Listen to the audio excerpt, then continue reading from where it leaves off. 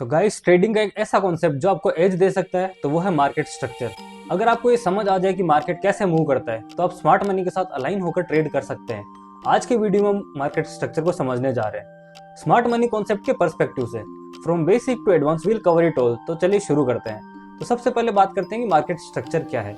Market structure का मतलब है प्राइस का एक सिस्टमेटिक मूवमेंट जो हायर हाइज, हायर लोज या लोअर हाइज और लोअर लोज का फॉर्मेशन करता है। मार्केट स्ट्रक्चर प्राइस एक्शन के बेसिस पर बनता है कि मार्केट अप ट्रेंड में है तो बुलिश हो गया, अगर मार्केट डाउन ट्रेंड में है तो बियरिश हो गया, या फिर मार्केट एक रेंज में मूव कर रहा है तो वो साइडवेज हो गया। स्मार्ट मनी कॉन्सेप्ट में मार्केट स्ट्रक्चर का एनालाइज करना इसलिए जरूरी है क्योंकि बड़े प्लेयर्स या फिर इंस्टीट्यूशंस अपने ट्रेड्स हमेशा इस पैटर्न के बेसिस पर प्लेस करते हैं। अगर हमें मार्केट का स्ट्रक्चर समझ आता है तो हम उनके साथ ट्रेड कर सकते हैं, ना कि उनके अगेंस्ट में।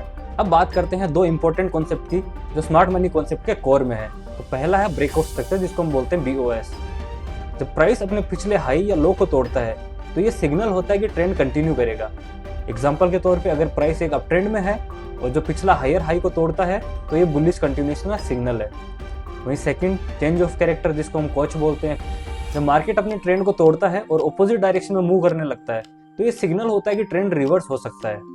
फॉर एग्जाम्पल, अगर अप ट्रेंड के बाद मार्केट एक लोअर लो क्रिएट करे तो ये इंडिकेट करता है कि अब डाउन ट्रेंड शुरू हो सकता है। ब्रेकआउट स्ट्रक्चर कंटिन्यूएशन को दिखाता है और जो चेंज ऑफ कैरेक्टर रिवर्सल को।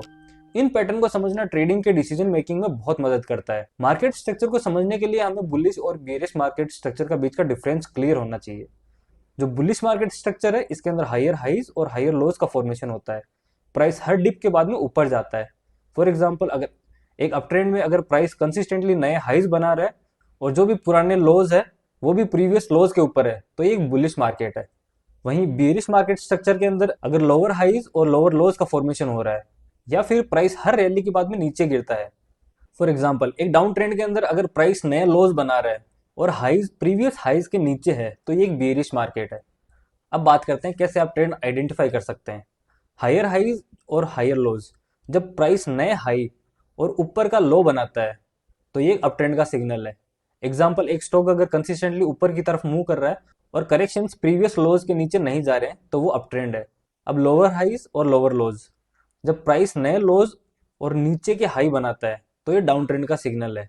फॉर एग्जाम्पल, एक इंडेक्स अगर नीचे गिर रहा है और हर रैली के बाद जो नए लोज बना रहा है तो ये एक डाउन ट्रेंड है।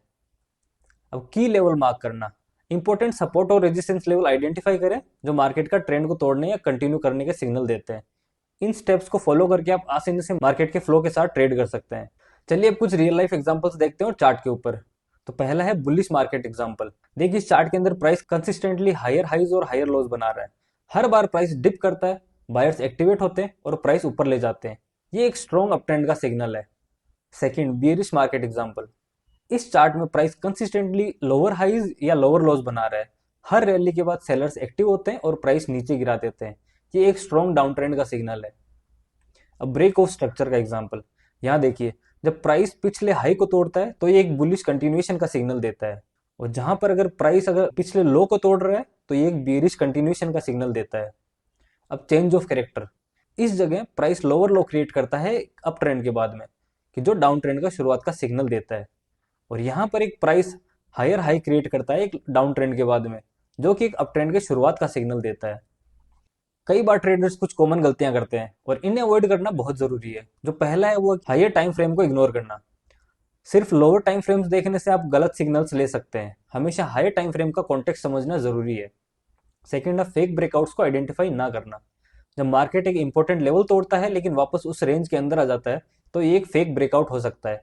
इसे अवॉइड करने के लिए आप कंफर्मेशन का वेट करें। Third, no risk management. Market structure का एनालिसिस करते वक्त आपको स्टॉप लॉस और पोजीशन साइजिंग को इग्नोर करना सबसे बड़ी गलती होती है। फोर्थ, बायस रखना। मार्केट को ऑब्जेक्टिवली एनालाइज करें, ना कि अपनी बायस के अकॉर्डिंग। सिर्फ प्राइस एक्शन के बेसिस पर डिसीजन लें। तो मार्केट स्ट्रक्चर को समझना ट्रेडिंग का एक फंडामेंटल पार्ट है। अगर आप basic break of structure, change of character और एडवांस कॉन्सेप्ट को समझ लेते हैं तो आप अपने ट्रेड्स की एक्यूरेसी और कॉन्फिडेंस दोनों इंप्रूव कर सकते हैं। अगर आपको ये वीडियो हेल्पफुल लगा तो लाइक करें, सब्सक्राइब करें और बेल आइकन जरूर दबाएं। हमारे अगले वीडियो में हम लिक्विडिटी ट्रैप्स और इंस्टीट्यूशनल ट्रेडिंग स्ट्रेटेजीज डिस्कस करेंगे। So guys, don't miss it. Thank you for now.